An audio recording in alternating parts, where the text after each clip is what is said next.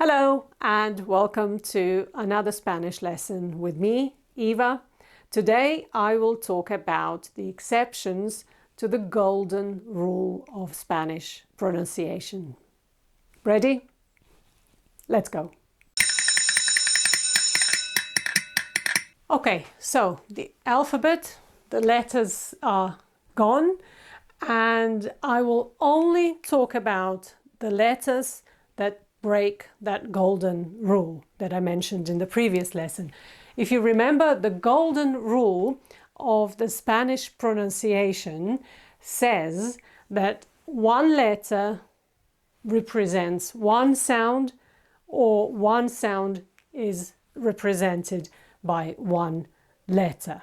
Okay? And as it goes with, I guess, all rules, there are always some exceptions. Okay, so I'm going to write the golden rule, and then we will see how that rule is broken, in how many different ways the Spanish break it. Okay, so let me just make sure it writes. One letter is always one sound. Okay, this is the golden rule of the Spanish pronunciation. You can also say it the other way around. One sound is always one letter, but you know what I mean, okay? Now, how is that rule broken? In how many different ways? First of all, we will see that sometimes one letter, I'll write it, one letter is no sound, okay? If you remember, if you watched my previous lesson, and if you didn't, you can go back and watch it and re-watch it until you understand everything. It's not difficult to understand. But if you remember from my previous lesson, I told you that the letter H is always silent. Okay, so that's our first example of a letter that doesn't correspond to any sound. Okay, when you see the letter H written, you will know not to pronounce it. You just have to ignore it. Okay, for example, I'm sure you already know the word hola. Okay, hello, hi. The Spanish would put the exclamation mark at the beginning, upside down, and then at the end as well. Okay, so hola is written with an H, but as I said, H is always silent, so we don't pronounce it. Okay, another example is almohada. Almohada is a pillow. Okay, so again, we do not pronounce the H. Okay, almohada, the pillow, and there is no h sound in it. Okay, another one is humo, smoke. Okay, again, H is not pronounced. All we say is humo. And be careful, we don't say, or the Spanish don't say, or we don't say when we speak Spanish, and you shouldn't either, humo, humo. No, this O in the end is very short. Okay, humo. Okay, so is u, humo. Both of these vowels are very short and very crisp. Okay, I will be reminding you a lot to keep them short, keep them crisp, because I really do want you to get them right. Okay, Spanish vowels are very different to the English ones, and possibly to some other languages as well. Okay, I'm just going to be comparing Spanish and English, And if you are a native speaker of a different language, you will see that maybe some things apply to you as well and others don't. Okay? Good. So the first letter that doesn't correspond to any sound, as we saw, is H. There is another letter, and it's a vowel, which may surprise you because I just told you that vowels are short and crisp, and A is A, E is E, O, U, and E the same. But the vowel U, sometimes, not always, but sometimes the vowel U is not pronounced. And I will tell you when. U is not pronounced when it finds itself between the letter G and either I or E. Okay?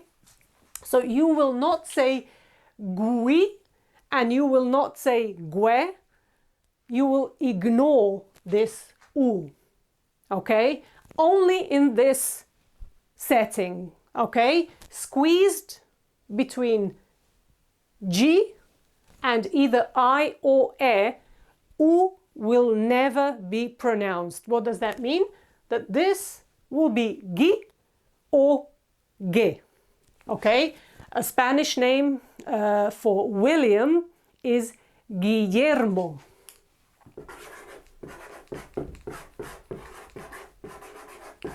Guillermo. We have U between G and I, and we do not pronounce it. Guillermo. Okay?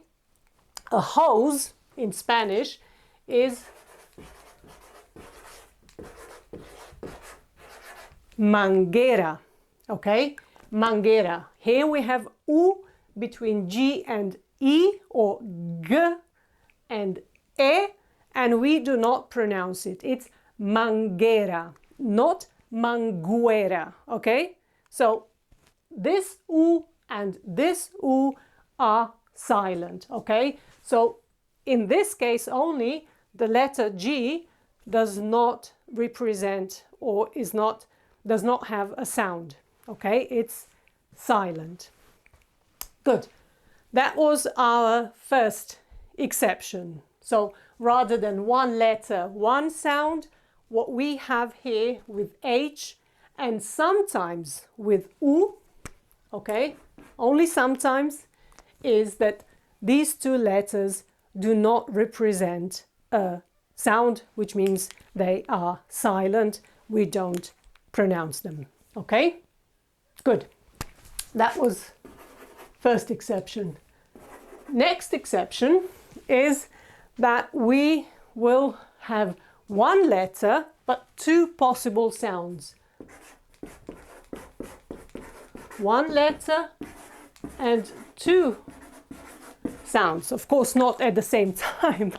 That would be impossible, okay? So depending on the setting, or depending on the situation, depending on the context, or in other words, depending on the letters around this letter, it will be pronounced either one way or the other, okay? So, an example, there are two letters that behave like this, okay? One is, let's start with G, okay? Let's start with letter G. This letter has two possible pronunciations. One is G, as in garage, or one is H, as in, her. Any word in English that has a H sound, okay?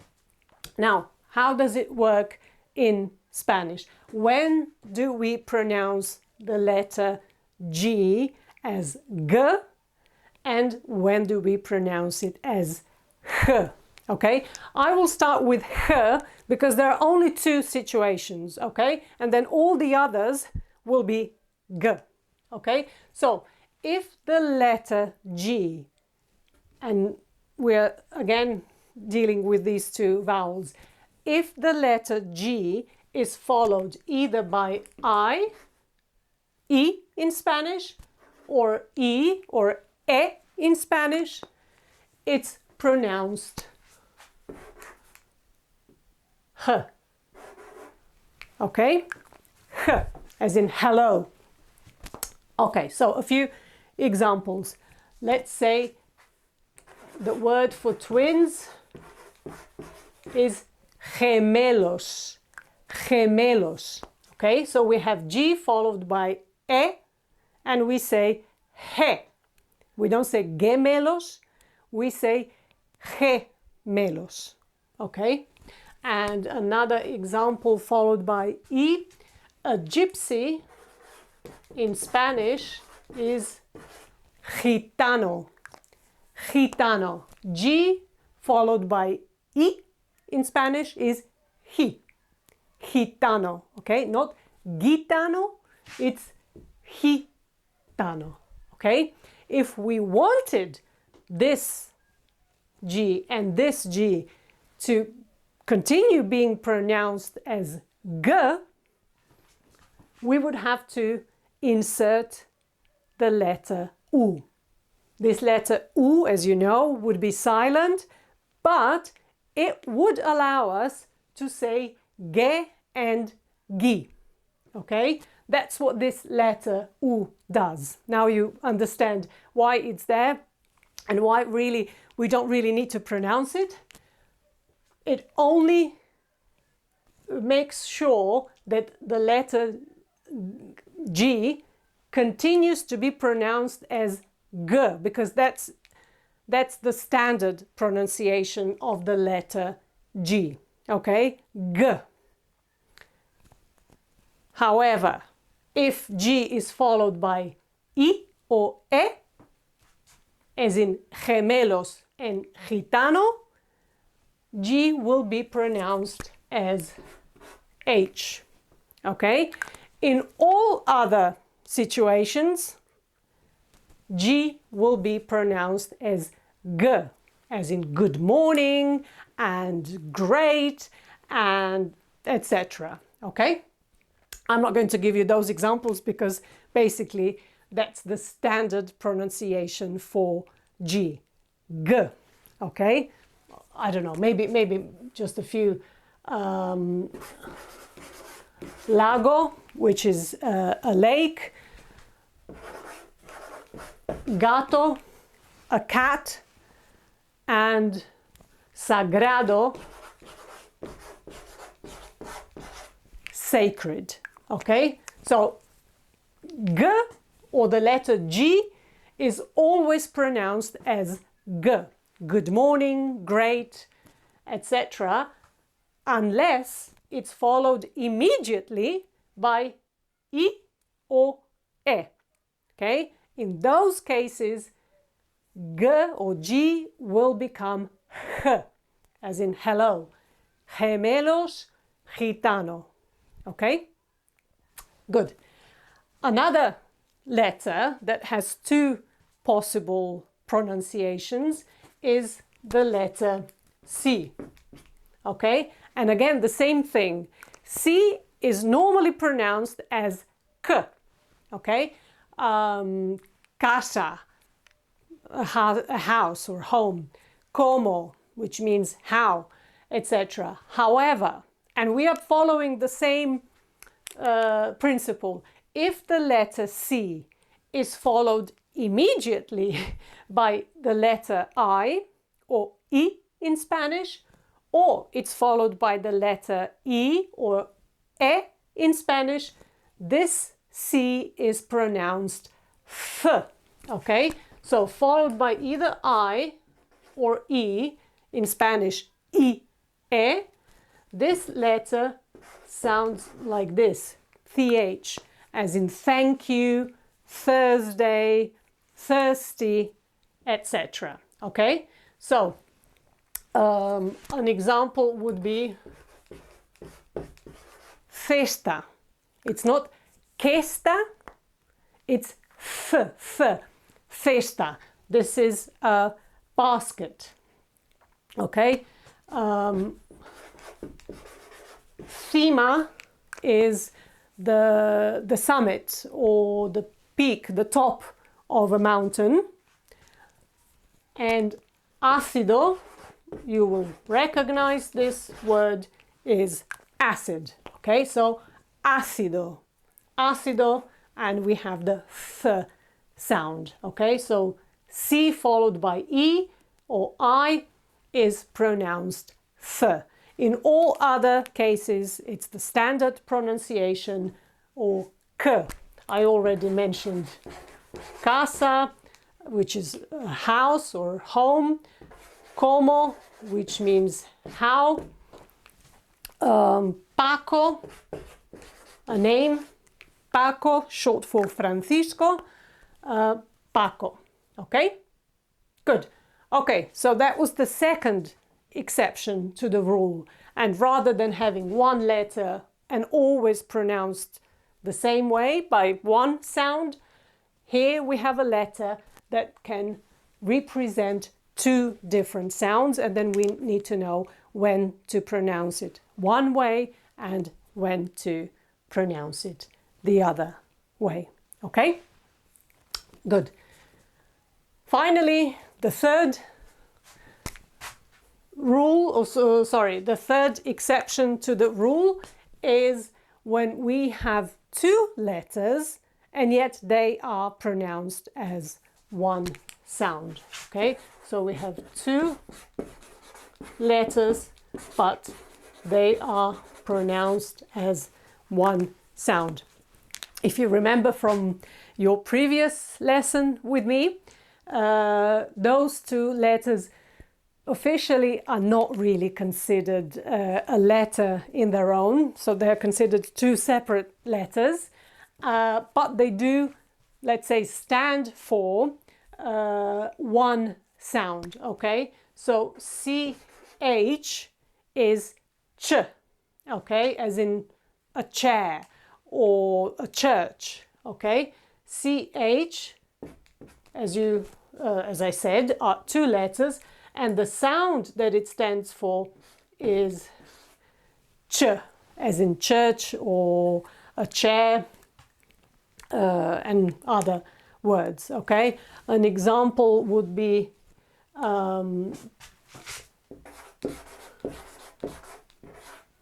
charco or charca, which is like a puddle or a smaller lake.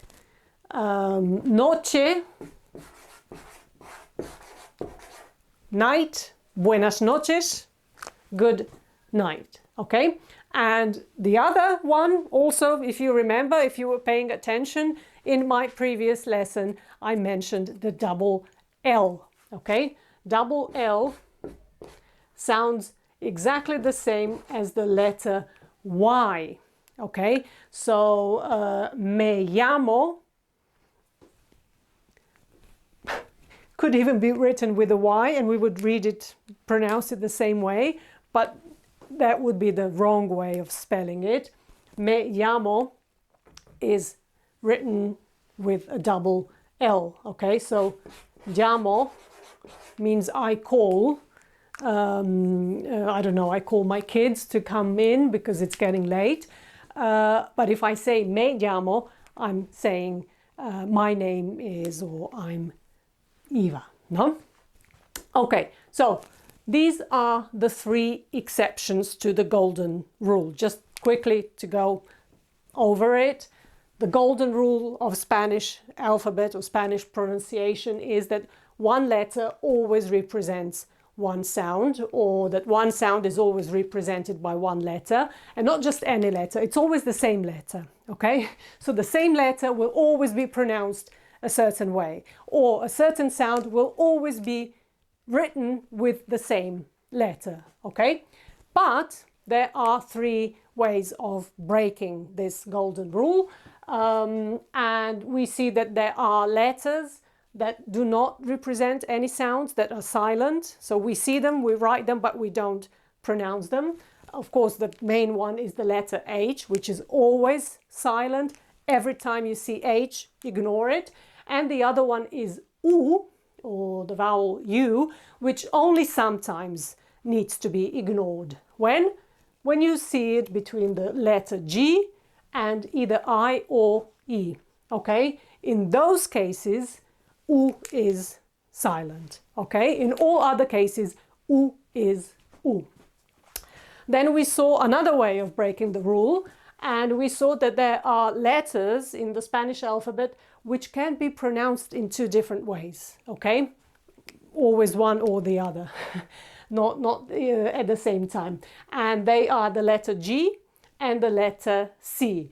The standard pronunciation of the letter G is G, okay? As in lago, gato, and sagrado. But sometimes letter G or G is pronounced as H or the English H. And it's the case when G is followed either by I or E. Okay, so we have gemelos, twins. It's not gemelos, it's gemelos. And we have gitano. Okay, it's not gitano, it's gitano. Okay, as you see, in these exceptions, it all depends on the letter that comes afterwards. And the two letters that can change the pronunciation are the I and the letter I. I and E in Spanish, okay? They play a vital role here. And the other letter that has two possible pronunciation is the letter C. Normally, it would be pronounced as K, as in casa, como, and Paco, and many others. But again, if it's followed either by I or I, or in Spanish, I, E, then the pronunciation changes to F, okay, as in Thursday and thank you. Festa, cima, and ácido, okay? Now, what I'm teaching here is the European Spanish, okay? The Spanish as it's spoken in Spain.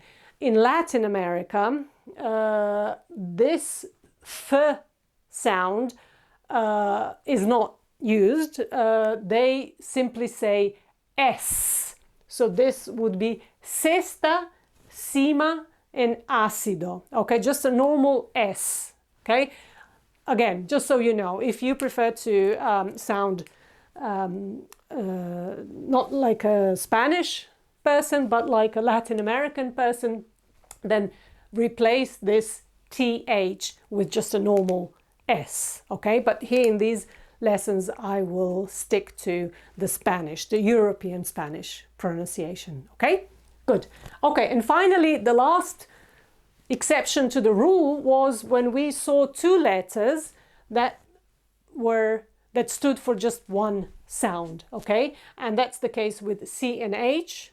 Again, C and H is no longer considered one letter. It used to be in the past. Now we are dealing with two different letters, C and H, but they stand for one sound only, and that's ch, okay? Charca, noche, okay? It's a very soft ch. Charca, noche. And then double L, again, it used to be a letter in its own right, not anymore. Now this is considered two different, well, not two different letters, but the double L. And it sounds exactly the same as the Y in Spanish, y, llamo, okay? Or, I don't know, calle, calle, street, pollo, chicken, okay?